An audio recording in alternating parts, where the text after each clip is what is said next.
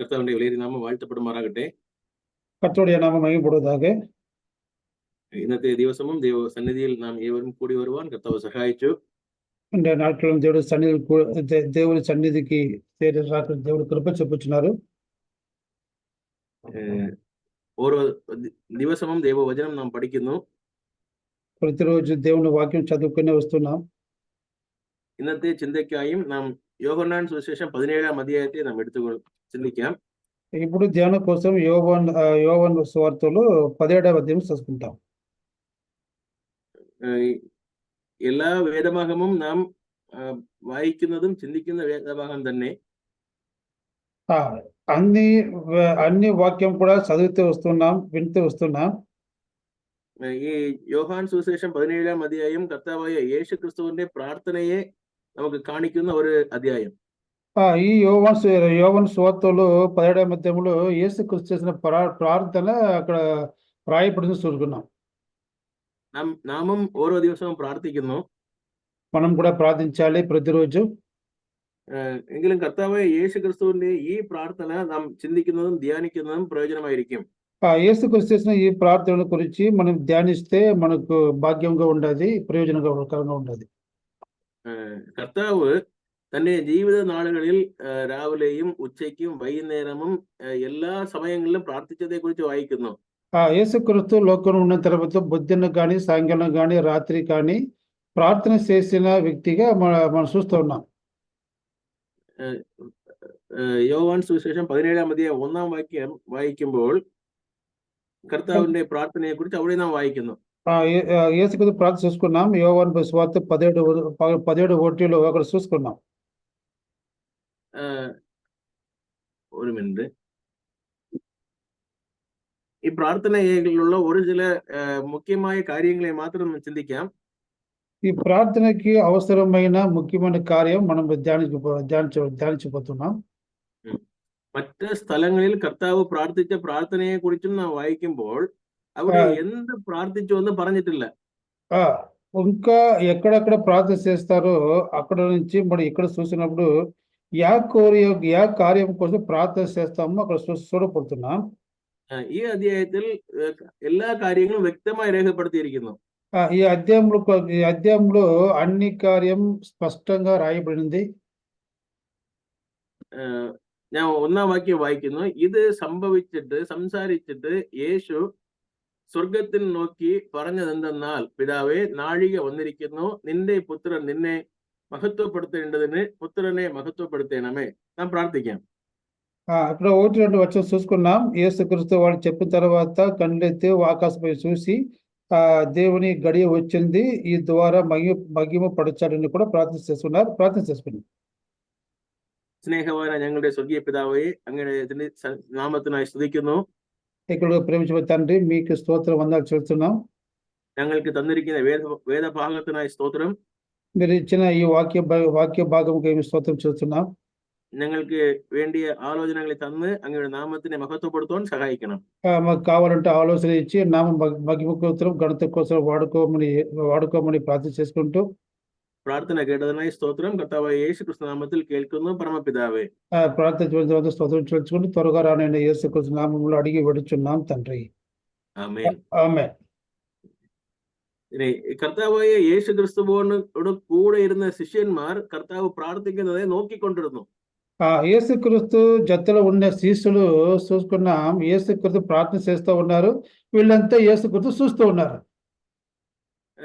ചില സമയങ്ങളിൽ തനിയായി പോയി പ്രാർത്ഥിക്കും, ചില സമയങ്ങളിൽ വെളുപ്പിലെ പോകും, രാവിലെ ഉച്ചയ്ക്ക് വൈകുന്നേരം രാത്രി എല്ലാ സമയങ്ങളിലും മാറി മാറി പ്രാർത്ഥിക്കുന്ന അവസ്ഥയെ നാം കാണുന്നു. యేసుక్రీస్తు పొద్దున్న కానీ మన మధ్యాహ్నం కానీ సాయంకాల వేళ కానీ రాత్రి కానీ మారి మారి వాళ్ళ జీవితంలో కూడా కలిసి ప్రార్థన చేసిన జీవితం మనం చూసుకున్నాం. ഈ പ്രാർത്ഥനയെ ശിഷ്യന്മാർ കാണുമ്പോൾ അവർക്ക് ഇതിന്റെ മർമ്മം, അതിന്റെ രഹസ്യം മനസ്സിലായില്ല. എന്തുകൊണ്ട് കർത്താവ് പ്രാർത്ഥിക്കുന്നു? యేసుక్రీస్తు చేసిన ప్రార్థన గురించి శిష్యులు చూస్తూ ఉన్నారు, కానీ ఏంటి కోసం ప్రార్థన చేసిన మర్మమైన కార్యం వాళ్ళకి తెలియలేదు. ഒരു കാര്യം അവർക്ക് മനസ്സിലായി, എപ്പോഴെല്ലാം കർത്താവ് പ്രാർത്ഥിച്ചിട്ട് ഒരു കാര്യം ചെയ്യുന്നു അത് സക്സസ് ആകുന്നു. ఒక కార్యం వాళ్ళు బదులుపడుచున్నారు. ఎప్పుడంతా యేసుక్రీస్తు ప్రార్థన చేసి పని చేస్తారో ఆ పని ముగించబడినది, ఆ పని విజయం പൊന്തിനത് చూసుకున్నాం. 5 அப்பம் 2 மீன் கையில் எடுத்துக்கொண்டு பிரார்த்திக்கணும். உடனே அது 5000 பேருக்கும் தாராளமாய் உள்ள ஜனங்கள் తిన్నువానుల అప్పమాయం భోజనమాయి మారును. 5 రొట్టె 2 మీను చేతిలో పట్టుకొని ప్రార్థన చేసి పంచిపెట్టినప్పుడు 5,000 మందికి అది సరిపోయిందని పరిపూర్ణంగా పరిపూర్ణ భోజనముగా మార్చబడిందని చూసుకున్నాం. ലാസറുവിന്റെ കല്ലറയിൽ മുമ്പ് നിന്ന് പ്രാർത്ഥിച്ച ശേഷം നോക്കിയാൽ അവിടെ ലാസറു ഉയിരോട് കൂടി ജീവനോട് പുറത്തു വരുന്നു. లాసరు లోపల ఉన్నప్పుడే ప్రార్థించుండగా లాసరు బతికి బయట వచ్చిందని చూసుకున్నాం. അപ്പോ യേശു ക്രിസ്തു ചെയ്ത അത്ഭുതങ്ങളും അടയാളങ്ങളും അത് മാത്രമല്ല ഈ പ്രസംഗമും പ്രാർത്ഥനയും എല്ലാരും കേട്ടു, ശിഷ്യന്മാരും കേട്ടു. యేసు క్రీస్తు కాసిన అద్భుతం గాని, సూచన క్రియలు గాని, ప్రార్థన గాని, వాక్యం గాని అందరూ విని చూసినారు, మేలు పొందినారు. ഇപ്പോ ശിഷ്യന്മാർക്ക് അവർ അത്ഭുതം ചെയ്യുന്നത് എങ്ങനെയെന്ന് ചോദിച്ചില്ല, അല്ലെങ്കിൽ പ്രസംഗിക്കുന്നത് എങ്ങനെയെന്ന് ചോദിച്ചില്ല. బట్ శిష్యులు మీరు అద్భుతం ఎలాంటి చేస్తారు, ప్రసంగం ఎలాంటి చేస్తారో ఎవరు అడగలేదు. కానీ ഒരു കാര്യം ചോദിച്ചു. ലൂക്കോസ് 11-ാം അധ്യായം 1-ാം വാക്യം. Look chapter 11 verse 1. లూక ఒక కార్యం అడిగినాడు. లూక్ చాప్టర్ 11 చూసుకున్నప్పుడు അവൻ ഒരു സ്ഥലത്ത് പ്രാർത്ഥിച്ചു കൊണ്ടിരുന്നു. തീർന്ന ശേഷം ശിഷ്യന്മാരിൽ ഒരുത്തൻ അവനോട്, കർത്താവേ, യോഹന്നാൻ തന്റെ ശിഷ്യന്മാരെ പഠിപ്പിച്ചതുപോലെ ഞങ്ങളെയും പ്രാർത്ഥിപ്പാൻ പഠിപ്പിക്കണം എന്ന് പറഞ്ഞു. లూక్ చాప్టర్ 11 చూసుకున్నప్పుడు యేసు క్రీస్తు ప్రార్థన చేసిన తర్వాత వాళ్ళ శిష్యులు అడిగినారు, యోహాను తన శిష్యులకి ఎలాంటి ప్రార్థన నేర్పించినారో మనం కూడా అలాంటి ప్రార్థన నేర్పించమని బోధించమని అడిగినారు. അപ്പോ ഇത് ഇങ്ങനെ ചോദിക്കുവാൻ കാരണം അവർക്ക് മനസ്സിലായി പ്രാർത്ഥനയാൽ എല്ലാം സാധിക്കാം. ఏంటి అడిగారంటే ప్రార్థన వలన అన్ని కార్యం సాధ్యంను ఎరిగి ఆ ప్రార్థన ఎలాంటి చేయాలో యేసుక్రీస్తు దగ్గర కోరుకున్నారు. ശരി, ഇപ്പോൾ യോഹന്നാൻ സുവിശേഷം 17-ാം അധ്യായത്തിൽ കർത്താവിന്റെ ആ പ്രാർത്ഥനയെ കുറിച്ച് നാം വായിക്കുമ്പോൾ, ఇప్పుడు యోహాను సువార్తలో 17వ అధ్యాయంలో యేసుక్రీస్తు చేసిన ప్రార్థన గురించి మనం చూసినప్పుడు 3 കാര്യത്തിനായി കർത്താവ് പ്രാർത്ഥിക്കുന്നു. ఈ అధ్యాయంలో 3 అంశం కోసం యేసుక్రీస్తు ప్రార్థన చేస్తారు. Verse 1 to 5, വചനം 1 മുതൽ 5 വരയ്ക്കുമുള്ള വചനത്തിൽ കർത്താവ് തനിക്ക് വേണ്ടി പ്രാർത്ഥിക്കുന്നു. 1 నుంచి 5 చూసినప్పుడు యేసుక్రీస్తు తన కోసం ప్రార్థన చేస్తారు. 6 to 19, 6 മുതൽ 19 വരെയുള്ള വചനത്തിൽ ശിഷ്യന്മാർക്ക് വേണ്ടി കർത്താവ് യേശുക്രിസ്തു പ്രാർത്ഥിക്കുന്നു. 6 నుంచి 19 వచనం చూసినప్పుడు శిష్యుల కోసం ప్రార్థన చేస్తూ ఉన్నారు. 20 മുതൽ 26 വരെയുള്ള വചനത്തിൽ ഇനി വരുവാൻ പോകുന്ന സഭയ്ക്ക് വേണ്ടി, ഇനി രക്ഷിക്കപ്പെടുന്നവർക്ക് വേണ്ടി പ്രാർത്ഥിക്കുന്നു. 20 నుండి 26 చూసినప్పుడు ఇని రక్షణ పొందే వ్యక్తి ఎలాగ ఉండాలని వాళ్ళ కోసం ప్రార్థన చేస్తున్నారు. അപ്പോൾ കർത്താവിന്റെ പ്രാർത്ഥനയെ നാം നോക്കുമ്പോൾ നാം ഈ പ്രാർത്ഥനയിൽ നിറയെ കാര്യങ്ങളെ പറഞ്ഞു കർത്താവ് പ്രാർത്ഥിക്കുന്നു. ఈ కార్యం చూసినప్పుడు ఎలాంటి మారి యేసుక్రీస్తు ఎలాంటి చేసినారో అన్ని కార్యం కోసం చూడవచ్చు కూడా. ഇത് നമുക്കും ഒരു നല്ല മാതൃക. ചില സമയങ്ങളിൽ നാം നമുക്ക് വേണ്ടി മാത്രം പ്രാർത്ഥിക്കും, പക്ഷേ മറ്റുള്ളവർക്ക് വേണ്ടി പ്രാർത്ഥിക്കുന്ന കുറവ്. మనం ఏం చేస్తాం, మన కోసం మనం ప్రార్థన ఎక్కువగా చేస్తాం, ఇద్దరి కోసం ప్రార్థన తక్కువ చేస్తాం. കർത്താവ് 5 വാക്യങ്ങൾ തനിക്ക് വേണ്ടി പ്രാർത്ഥിച്ചു, മീതി 21 വാക്യവും മറ്റുള്ളവർക്ക് വേണ്ടി പ്രാർത്ഥിച്ചു. యేసుక్రీస్తు 5 వాక్యములు తన కోసం ప్రార్థన చేసినారు. ఇంకా 21 వాక్యం శిష్యుల కోసం, ఇద్దరి కోసం ప్రార్థన చేసినారు. ആ പ്രാർത്ഥനയിലും നല്ല വാക്കുകളെ വീണ്ടും ഉപയോഗിച്ച് പ്രാർത്ഥിക്കുന്നു. ప్రార్థన కానీ దేవుడు ఇచ్చిన వాగ్దానము తిరగా మరలా నోట్లు పెట్టుకొని జ్ఞాపకపొడిచిన దాని వలన ప్రార్థన చేసినారు. പ്രാർത്ഥനയിൽ പിതാവേ എന്ന് വിളിച്ചുകൊണ്ട് തന്റെ കാര്യങ്ങളെ പിതാവിനോട് പറയുന്നു. తండ్రి అని పిలిచి ప్రతి సమయంలో కూడా ప్రార్థన తండ్రి వలన వాళ్ళు ప్రార్థన చేసిన వ్యక్తిగా యేసుక్రీస్తు చూసుకుంటాం. ഈ അധ്യായത്തിൽ 6 പ്രാവശ്യം പിതാവേ എന്നുള്ള പദം വീണ്ടും വരുന്നു. ఈ అధ్యాయం చూసుకున్నప్పుడు తండ్రి తండ్రి అని 6 సారి వాళ్ళు చెప్పి ప్రార్థన చేసిన చూసుకున్నాం. verse 2 రెండాం వచనం, 5వ వచనం, 11వ వచనం, 2, 5, 11. చూసుకున్నప్పుడు రెండవ వచనం కానీ 5వ వచనం కానీ 11వ వచనం కానీ తండ్రి అన్న మాట 21, రాయబడింది. 21, 24, 25. ఆ తర్వాత 21, 24, 25 కూడా రాయబడింది. ഓക്കെ, ഇതിൽ ആദ്യം പിതാവേ എന്ന് പറയുന്നു, verse 2. రెండవది చూసుకున్నప్పుడు ఫస్ట్ తండ్రి అని పిలుస్తున్నారు. 11వ వాక్యത്തിൽ 11 verse പരിശുദ്ധ പിതാവേ എന്ന് പറയുന്നു. 10 చూసుకున్నప్పుడు పరిశుద్ధమైన తండ్రి అని పిలుస్తున్నారు. 25వ వాక్యത്തിൽ നീതിയുള്ള പിതാവേ എന്ന് അവിടെ വിളിക്കുന്നു. 25 చూసుకున్నప్పుడు నీతి కలిగిన తండ్రిని చూసుకున్నాం. ലോകത്തിൽ ആരെയും നാം പിതാവേ എന്ന് വിളിക്കുവാൻ അവർക്ക് നമുക്ക് അവകാശമില്ല. അവരും പിതാക്കന്മാർ ആകുകയില്ല. ನಮ್ಮ లోకంలో ఉన్నప్పుడు కూడా తండ్రి అని పిలిస్తే ఆ తండ్రికి అర్హత లేదు. ప్రతి ఒక్కరు కూడా తండ్రి అని పిలిచికి ఎవరు కూడా ఆ యోగ్యన అర్హత లేదు. സഭയ്ക്ക് പിതാവായിരിക്കും നമ്മുടെ സഭയ്ക്ക് പിതാവായ യേശു ക്രിസ്തു, പിതാ തന്നെ, പിതാവായ ദൈవం. సంఘానికి తండ్రి ఒకరంటే తండ్రి అయిన పిదా చూసుకున్నాం, తండ్రి అయిన దేవుడు చూసుకున్నాం. ആ പിതാവിനെ നോക്കി കർത്താവ് പ്രാർത്ഥിക്കുന്നു, കർത്താവ് യേശു ക്രിസ്തു പ്രാർത്ഥിക്കുന്നു. తండ్రి అయిన దేవుని നോക്കി దేవుని చూసి యేసుక్రీస్తు ప్రార్థన చేస్తారు. അതിൽ 1 മുതൽ 5 വരെയുള്ള വാക്യത്തിൽ he is praying for himself. 1 నుంచి 5 చూసినప్పుడు తన కోసం యేసుక్రీస్తు ప్రార్థన చేస్తారు. ആ 5 വാക്യത്തിലും 4 പ്രാവശ്യം മഹത്വപ്പെടുത്തുന്ന, മഹിമപ്പെടുത്തും, ഗ്ലോറിഫൈ എന്നുള്ള വാക്ക് അവിടെ നാം കാണുന്നു. ఈ 5 వచనం కూడా 4 సారి దేవుని మహిమపడతానని చెప్పి 4 సారి దేవుని ఎలాంటి మహిమపడుతాలో ఆ కార్యం గురించి వేడుకుని చూసుకున్నాం. അപ്പോ അതിൽ നിന്ന് ഒരു കാര്യം മനസ്സിലാക്കുന്നു, കർത്താവായ യേശു ക്രിസ്തു തനിക്ക് വേണ്ടി പ്രാർത്ഥിക്കുമ്പോൾ എപ്പോഴും പിതാവിനെ మహత్వపడుతున్నదనాയി జీవిക്കണം എന്നുള്ള കാര്യത്തിനായി ప్రార్థిക്കുന്നു. ఒక కార్యం స్పష్టంగా అడుగుతున్నారు. యేసుక్రీస్తు తన కోసం ప్రార్థన ఏంటి చేస్తారంటే తన కార్యం ద్వారా, చేసిన కార్యం ద్వారా, తన జీవితం ద్వారా తండ్రిని మహిమపరచాలని ఆ కోరికతో వాళ్ళు ప్రార్థన చేస్తారని చూసుకున్నాం.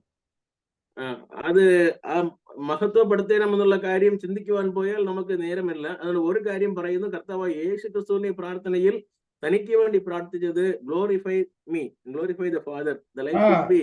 యేసుక్రీస్తు ప్రార్థన ఏమంటే నేను తండ్రిని మహిమపరచాలి, ఆ కార్యం కోసం ప్రార్థన చేస్తున్నారు. ഈ രണ്ടാമത് മഹത്വപ്പെടുത്തുന്ന കാര്യത്തെ കുറിച്ച് ഒരു കാര്യം കൂടെ പറയാം. 2వ వాక్యത്തിൽ നാം വായിക്കുമ്പോൾ ఇక రెండవది చూసుకున్నప్పుడు ఏంటి మహిమపరచాలని చూసినప్పుడు അവിടെ పిതാవే సమయం వన్ను, వేళై వందదు. అక్కడ చూసుకున్నప్పుడు ఈ గడి వచ్చింది కాబట్టి അപ്പോ ഈ വാക്ക് നാം വായിക്കുമ്പോൾ ഒരു കാര്യം മനസ്സിലാക്കുന്നു. 2ാം അധ്യായത്തിൽ, യോഹന്നാൻ സുവിശേഷം 2ാം അധ്യായത്തിൽ അവിടെ കാനയിലെ കല്യാണ വീട്ടിൽ പോകുമ്പോൾ എന്റെ സമയം ഇന്നും വന്നില്ല എന്ന് കർത്താവ് അവിടെ ഒരു വാക്ക് പറയും. అక్కడ చూసుకున్నప్పుడు యోహాను సువార్త రెండవది చూసినప్పుడు నా టైం ఇంకా గడియ రాలేదని చెప్తారు యేసుక్రీస్తు. അപ്പോൾ കർത്താവിന്റെ ജീവിതം മുഴുവനും ഒരു ടൈം ടേബിൾ പ്രകാരം ഈ സമയം വന്നു, ഈ സമയം വന്നില്ല എന്ന് കർത്താവ് വ്യക്തമായി മനസ്സിലാക്കി പ്രവർത്തിച്ചു. యేసుక్రీస్తు తన జీవిత కాలం వల్ల తండ్రి చిత్తం ఎరిగి, తండ్రి ఆ గడి ఎరిగి ఈ సమయంలో ఈ పని చేయాలన్న గడి ఎరిగి పని చేసి చూసుకున్నాం. തന്റെ നാളുകളെയും സമയത്തെയും കർത്താവ് മനസ്സിലാക്കിക്കൊണ്ട് പ്രവർത്തിച്ചു കൊണ്ടിരുന്നു. తండ్రి ఇచ్చిన సమయం గాని, తండ్రి ఇచ్చిన కార్యం గాని మనసులో పెట్టుకొని పని చేసిన వ్యక్తి చూసుకున్నాం. ഇതുപോലുള്ള നിറയെ വചനങ്ങൾ യോഹന്നാൻ സുവിശേഷത്തിൽ ഉണ്ട്. ఇలాంటి అనేక కార్యం యోహాను సువార్తలో రాయబడినది. ഒരു വാക്യം കൂടെ, യോഹന്നാൻ 13ാം അധ്യായം 1ാം വാക്യം വായിക്കുമ്പോൾ యోహాను సువార్త 13 చూసుకున్నప్పుడు അവിടെ ഈ വാക്ക് നാം കാണുന്നു. ഈ ലോകം വിട്ട് പിതാവിന്റെ അടുക്കൽ പോകുന്ന നാഴിക വന്ന് യേശു അറിഞ്ഞിട്ട് ఈ లోకం విడిచి వెళ్ళాలని తమ్ముడు ఆ గడి వచ్చిందని ఎరిగి അത് അറിഞ്ഞുകൊണ്ട് കർത്താവ് പ്രവർത്തിക്കുന്നു. അപ്പോ ഓരോ സമയവും കർത്താവ് മനസ്സിലാക്കുന്നു ഈ നാള് ഞാൻ ചെയ്യേണ്ട കാര്യം എന്റെ സമയം ఏదొకే ఎన్నుള്ളത് അറിഞ്ഞുകൊണ്ട് కర్తావు ప్రవర్తిക്കുന്നു. ప్రతిరోజు తండ్రి చిత్తం వరిగి తండ్రి ఇచ్చిన సమయం ఎరిగి యేసుక్రీస్తు పనిచేసినారు. നമുക്കും ഓരോ നാളുകൾ കഴിയും തോറും നമുക്ക് എന്തെല്ലാം കർത്താവിന് വേണ്ടി ചെയ്യുവാൻ സാധിക്കുമെന്നുള്ള അറിഞ്ഞ് പ്രവർത്തിച്ചു കൊണ്ട് നടന്നാൽ നാമം കർത്താവിനെ മഹത്വപ്പെടുത്തുന്ന പോലെ ജീവിക്കുവാൻ സാധിക്കും. మన జీవితంలో కూడా దేవుని చిత్తం ఎరిగి దేవుని ఏ పని అప్పగించినారో ఆ పని చేసేకి ఆ సమయం ఎరిగి పని చేస్తే దాని వలన మనము తండ్రి అయిన దేవుని మహిమపరిచే సాధ్యం.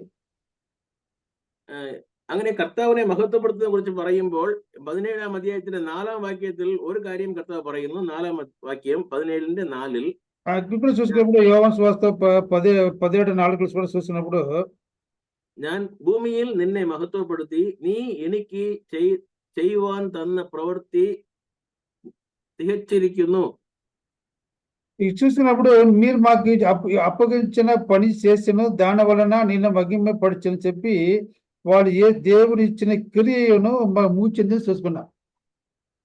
കർത്താവിനെ മഹത്വപ്പെടുത്തുന്നത് എങ്ങനെ? കർത്താവ് ചെയ്യുവാൻ തന്ന എല്ലാ പ്രവർത്തികളും ചെയ്ത് തീർത്തത് മുഖാന്തരം ഞാൻ കർത്താവിനെ മഹത്വപ്പെടുത്തുന്നു എന്ന് പറയുന്നു. దేవుని ఇచ్చిన పని చేసి ముగిసేదే దేవుని మహిమపరిచే కార్యమును ఇక్కడ చూసుకుంటాం. അത് അങ്ങനെ നമ്മളെ കുറിച്ച് ചിന്തിക്കുമ്പോൾ നാമം ചെയ്യുവാൻ കർത്താവ് ധാരാളമായ ജോലികളെ നമ്മളെ കയ്യിൽ തന്നിട്ടുണ്ട്. അത് ചെയ്ത് തീർത്താൽ നാമം കർത്താവിനെ మహత్వപ്പെടുത്തുന്നവരായി കാണുവാൻ സാധിക്കും. దేవుని కూడా ఎంతో పని మనకు అప్పగించున్నారు. ఆ పని செய்து ముగించేదే దేవుని మహిమపరిచే కార్యమును కూడా వింటాం. ഇനി രണ്ടാമതായി శిష్యന്മാർക്ക് വേണ്ടി ప్రార్థిക്കുന്നു. 6 മുതൽ 19 వరకు. సెకండ్ కలిసి చూసుకున్నప్పుడు ఇక్కడ యోహాను చూస్తే 17:6-19 చూసుకున్నప్పుడు శిష్యుల కోసం యేసుక్రీస్తు ప్రార్థన చేస్తారు. എന്തിന് അവർക്ക് വേണ്ടി പ്രാർത്ഥിക്കുന്നു കേട്ടാൽ റീസൺ 18-ാം വാക്യം വായിച്ചാൽ അവിടെ ഒരു കാര്യം നാം കാണുന്നു. 18-ാം വാക്യം ఏంటి కోసం శిష్యులకు ప్రార్థన చేసినప్పుడు 18 వాక్యం చూసుకున్నప్పుడు നീ എന്നെ ലോകത്തിലേക്ക് അയച്ചതുപോലെ ഞാൻ അവരെയും ലോകത്തിലേക്ക് അയച്ചിരിക്കുന്നു.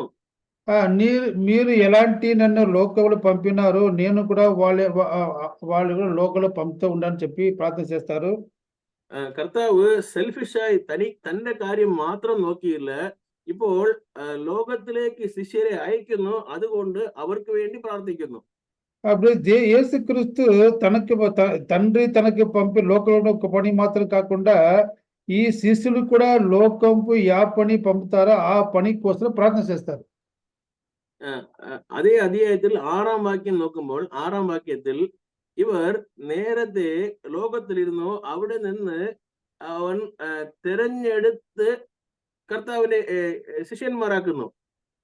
వీళ్ళు ఎక్కడ చూస్తారంటే శిష్యులు లోకంలో ఉన్నప్పుడు లోకం నుంచి వేరుపడిచి లోకం నుంచి ప్రత్యేకపడిచి వారి నామ ఘనత కోసం పిలిచిందని చూసుకున్నాం. അവര് വിളിച്ച ശേഷം അതിന്റെ 6-ാം വാക്യത്തിൽ തന്നെ ഔട്ട് ഓഫ് ദ വേൾഡ് ലോകത്തിൽ നിന്ന് പിരിച്ചെടുത്തു ഇവരെ. లోకం నుంచి దేవుడు పిలుస్తాడు, ప్రత్యేకపరుస్తారు. അടുത്ത് അവരെ പിരിച്ചെടുത്തിട്ട് ഇപ്പൊ വീണ്ടും ലോകത്തിലേക്ക് അയക്കുന്നു. వాళ్ళు లోకంలో నుంచి ప్రత్యేకపరుస్తారు, పిలుస్తున్నారు. తిరగా దేవుడు ఏం చేస్తారు? లోకానికి తిరగా పంపుతున్నారు. അപ്പോൾ അവരെ ലോകത്തിലേക്ക് വീണ്ടും അയക്കുമ്പോൾ നേരത്തെ ജീവിച്ചതുപോലെ ജീവിക്കുവാൻ പാടില്ല. ഇപ്പോൾ അവർ ദൈവത്തിന്റെ മക്കൾ. 6-ാം വാക്യത്തിൽ അവരുടെ പേര് അവിടെ നാം വായിക്കുന്നു. അവർ നിനക്കുള്ളവരായിരിക്കുന്നത് ഒരു വാക്ക് നാം കാണുന്നു. అంగ ఆర చూసుకున్నప్పుడు మీరు పిలుస్తున్నారు కాబట్టి మీరు వాళ్ళకి మనకి ఇచ్చున్నారు. వాళ్ళు మీ వాక్యమును కైకొన్నదని చూసుకున్నారు.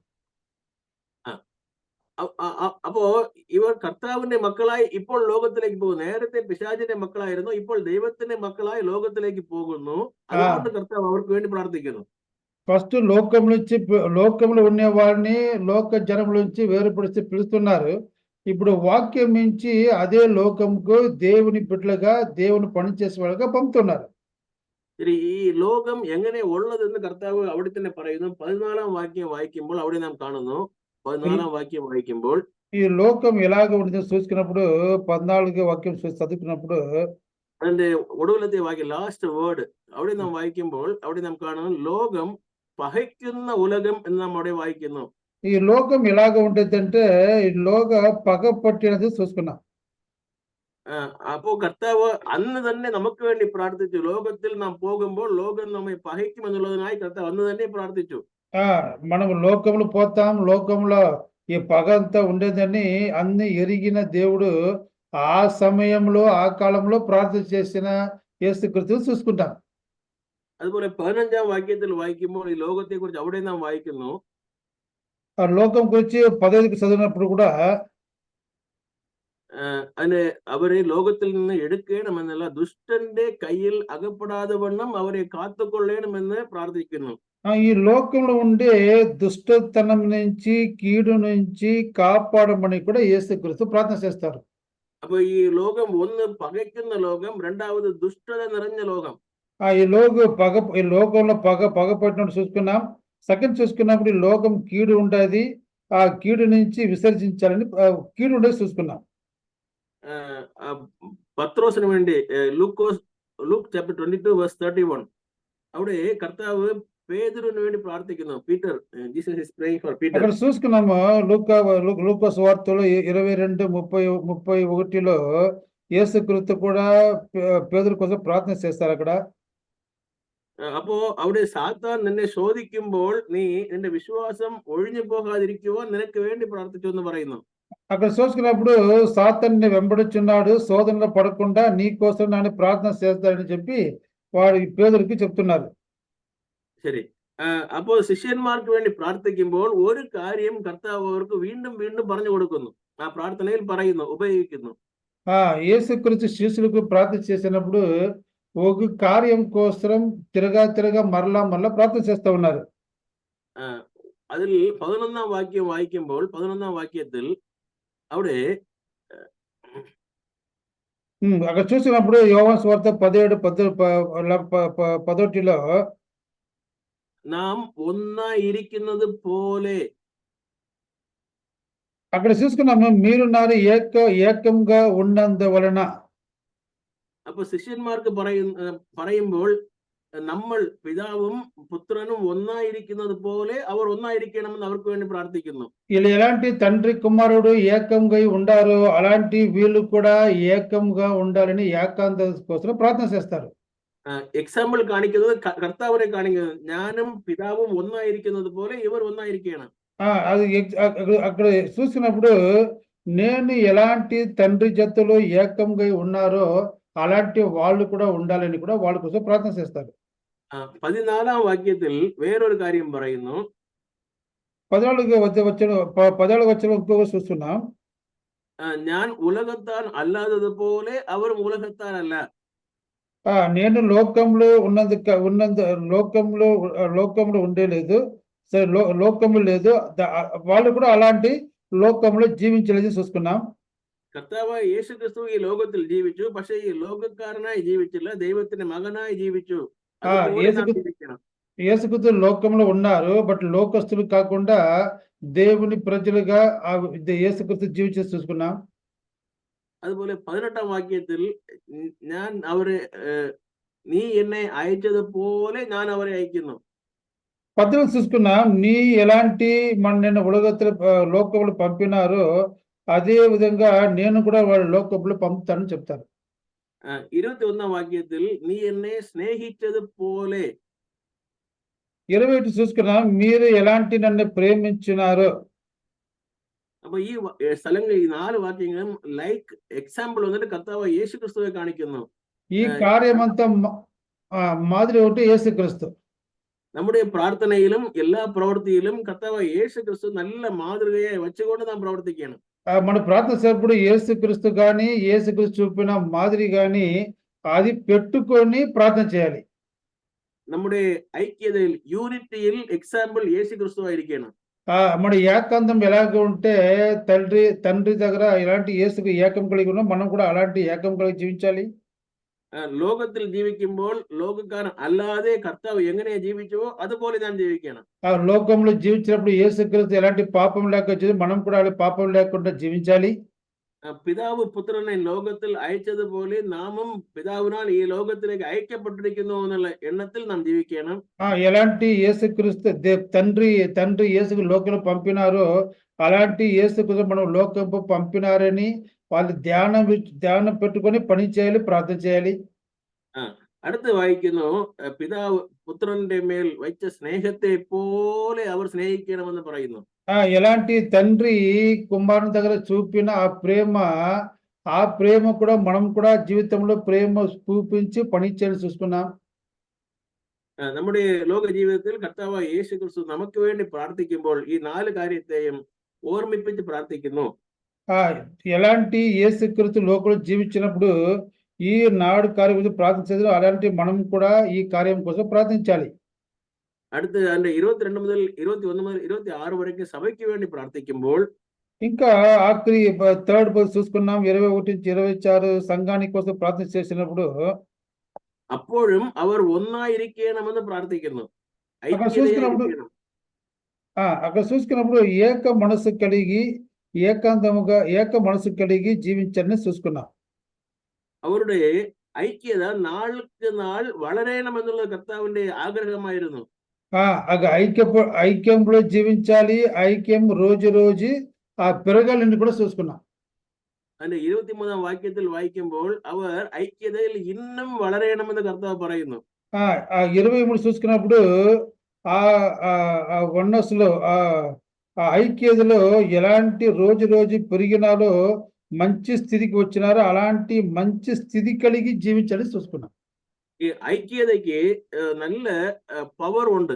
Unity has A great power. ఐక్యం కలిగి జీవిస్తే ఐక్యంలో గొప్ప శక్తి ఉండదు, బలం ఉండదు. നല്ല കാര്യം ചെയ്യുവാൻ ഐക്യപ്പെട്ടാൽ നല്ല പ്രവൃത്തി വെളിയിൽ വരും, കെട്ട കാര്യം ചെയ്യുവാൻ ഐക്യപ്പെട്ടാൽ കെട്ട പ്രവൃത്തി വെളിയിൽ വരും. ನಮ್ಮ ఏకాంతం కలిగి ఐక్యం కలిగి మంచి కార్యం కూడుకుంటే మంచి కార్యం చేస్తాం, లేకపోతే చెడ్డ కార్యం చేస్తాం. കർത്താവായ യേശു ക്രിസ്തു പരിശുദ്ധാത്മാവിന് വേണ്ടി കാത്തിരിക്കുവാൻ പറഞ്ഞപ്പോൾ എല്ലാവരും ഐക്യമായി അപ്പോസ്തലർ 2-ാം അധ്യായത്തിൽ വായിക്കുമ്പോൾ ഐക്യപ്പെട്ട് ഒരുമനപ്പെട്ട് അവർ കൂടിയിരുന്നു. അവിടെ പരിശുദ്ധാത്മാവ് വന്നു. ఏకాంతం కలిగి ఎక్కడ ఉంటారో పవిత్రాత్మ పని చేస్తారు. అదే రీతిగా అపోస్తలుల 2వ అధ్యాయం చూసుకున్నప్పుడు పవిత్రాత్మ ద్వారా ఏక మనసుతో వాళ్ళు బలం పొంది ప్రార్థన చేసి చూసుకున్నాం. അതേപോലെ കെട്ട കാര്യം ചെയ്യുവാൻ ഐക്യപ്പെട്ടാൽ കെട്ട കാര്യം നടക്കും. അപ്പോസ്തലർ 5-ാം അധ്യായത്തിൽ അവിടെ നാം വായിക്കുമ്പോൾ അനനീയയും സപ്പീരയും കള്ളം പറയുവാൻ ഐക്യപ്പെടുന്നു. അതുകൊണ്ട് അവർ ചേർന്ന് കള്ളം പറയുന്നു, അതിന്റെ ഫലം അനുഭവിക്കുന്നു. ఇప్పుడు చెడ్డ కార్యం కోసం కూడుకుంటే ఐక్యపడితే చెడ్డ కార్యం చేస్తారు కాబట్టి, ఆయన సేవ చేస్తారు కాబట్టి దాని వలన వచ్చే ఫలము వాళ్ళు పొందినారు చూసుకున్నారు. അതേപോലെ അപ്പോസ്തലർ പ്രവൃത്തി 7-ാം അധ്യായത്തിൽ സ്തേഫാനെ കല്ലെറിയുവാൻ വേണ്ടി എല്ലാവരും ഐക്യപ്പെട്ട് നിൽക്കുന്നു. അവർ കല്ലെറിഞ്ഞ് അവനെ കൊല്ലുന്നു. అప్పుడు 7 చూసుకున్నాం, స్తేవాను వచ్చినప్పుడు స్తేవాను చంపాలని అందరూ కూడా రాయలెత్తి ఏక మనసుతో వాళ్ళు చంపినారు. കർത്താവിന്റെ ആഗ്രഹം ഇവർ ഐക്യത ഉള്ളവരായിരിക്കണം. നാം ഐക്യത ഉള്ളവരായിരിക്കുന്നവർ നമ്മുടെ ഐക്യത്തെ പോലെ ഇവരുടെ ഐക്യം കാണപ്പെടണമെന്ന് കർത്താവ് പ്രാർത്ഥിക്കുന്നു. ఇలాంటి చెడ్డ అలవాటుకు కాదు కానీ మంచి కార్యం చేసేకి మంచి ఐక్యత, ఎలాంటి యేసుక్రీస్తు తండ్రి వలన పొందిన ఐక్యత పొంది మంచి కార్యం మనం కూడా మంచి కార్యం చేసేకి ఐక్యపడాలి, ఏక మనసు కలిగి పని చేయాలి. അറ്റ് ദ ലാസ്റ്റ് 24 മുതൽ 26 വരയ്ക്കുള്ള വാക്യങ്ങളിൽ വായിക്കുമ്പോൾ അവർ ഇനി വരുന്ന സഭ അത് സ്നേഹമുള്ളതായിരിക്കണമെന്ന് കർത്താവ് പ്രാർത്ഥിക്കുന്നു. 24-25 చూసుకున్నప్పుడు ఇప్పుడు జరిగిపోగే సంగతి కానీ నడిపి సంఘం కానీ ఏక మనసు కలిగి ఐక్యత కలిగి ఉండాలని ప్రార్థన చేస్తారు. അവരുടെ മധ്യത്തിൽ സ്നേഹം, പിതാവ് എന്നെ സ്നേഹിച്ചതുപോലെ സ്നേഹം അവർക്ക് വേണമെന്ന് കർത്താവ് കൊടുക്കുവാൻ പ്രാർത്ഥിക്കുന്നു. ఎలాంటి తండ్రి కుమారుని ప్రేమించినారో అలాంటి కూడా సంఘంలో అలాంటి సంఘానికి కానీ సంఘస్థులు కానీ తండ్రికి కానీ అలాంటి ప్రేమ ఉండాలని కూడా ప్రార్థన చేస్తారు. പിതാവ് ലോകത്തെ സ്നേഹിച്ചു എന്ന് പറഞ്ഞപ്പോൾ അത് വെറും പറഞ്ഞുകൊണ്ട് വാക്കിൽ മാത്രം പറഞ്ഞില്ല, പ്രവൃത്തിയിൽ തന്റെ പുത്രനെ ലോകത്തിൽ അയച്ചു, തന്റെ കുമാരൻ ലോകത്തിൽ അയച്ചു. దేవుడు లోకంను ప్రేమిస్తారంటే ప్రేమ నోటి మాత్రం కాబట్టి ఆ కుమారుని పంపి ఆ ప్రేమను లోకముకు బదులుపరిచినారు. ഇപ്പോ കർത്താവിന്റെ പ്രാർത്ഥനയും ഈ ലോകത്തിലുള്ളവർ വെറും വാക്കുകൊണ്ട് സ്നേഹം പറയുന്നവരല്ല, പ്രവൃത്തിയിലും സ്നേഹത്തെ പ്രകടിപ്പിക്കുന്നവരായിരിക്കണമെന്ന് കർത്താവ് നമുക്ക് വേണ്ടി അന്നേ പ്രാർത്ഥിച്ചു. మనం కూడా లోకంలో ఉండాము, నోటి మాటల ప్రేమ గాని కై చేతిలో పని చేసి ప్రేమ చూపించాలని కూడా అక్కడ బదులుపరిచి చూసుకున్నాం. ഇതെല്ലാം കർത്താവ് തന്നെ പ്രാർത്ഥനയിൽ പ്രാർത്ഥിച്ചുകൊണ്ട് ഉൾപ്പെടുത്തിക്കൊണ്ട് തന്റെ ലാസ്റ്റ് പ്രയർ, ഒടുവിലത്തെ വലിയ പ്രാർത്ഥന ഇവിടെ പ്രാർത്ഥിക്കുന്നു.